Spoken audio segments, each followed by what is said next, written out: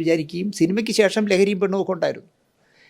ഇപ്പം പിന്നെ ഇവരെങ്ങനെയെന്ന് വെച്ചാൽ ഇവർ സംവിധായകരായാലും നിർമ്മാതാക്കളായാലും ടെക്നീഷ്യന്മാരായാലും എല്ലാവരും ഈ നടീനടന്മാരായാലും എല്ലാം ലഹരി കഴിഞ്ഞ് മതി സിനിമ, സമയമുണ്ടെങ്കിൽ സിനിമ എടുത്താൽ മതി എന്നുള്ള അവസ്ഥയിലേക്ക് പോയി. അതാണിപ്പോൾ ഈ മലയാള സിനിമയ്ക്ക് സംഭവിച്ച ഒരു അപജയമെന്ന് പറയാം. അല്ല, ലഹരി ഇന്നോ ഇന്നലെ തുടങ്ങിയൊന്നുമല്ല, ലഹരി പല തലത്തിലായിരുന്നു. അത് വന്ന് ഇപ്പോൾ ഈ സിന്തറ്റിക് ലഹരിയിലേക്ക്, കാരണം നസീർ സാറ് പോലും അവസാന കാലഘട്ടത്തിലെ ഒരു 10-15 പടത്തിലാണ് 1 ലക്ഷം രൂപ ശമ്പളം വാങ്ങിയത്. ഇപ്പോൾ ഒരു സിനിമ കഴിഞ്ഞാൽ 1 കോടി രൂപയാണ് ചോദിക്കുന്നത്.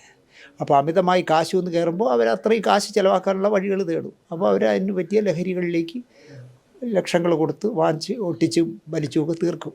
ഒരു 4-5 ചാവുമ്പോൾ ശരിയാവും.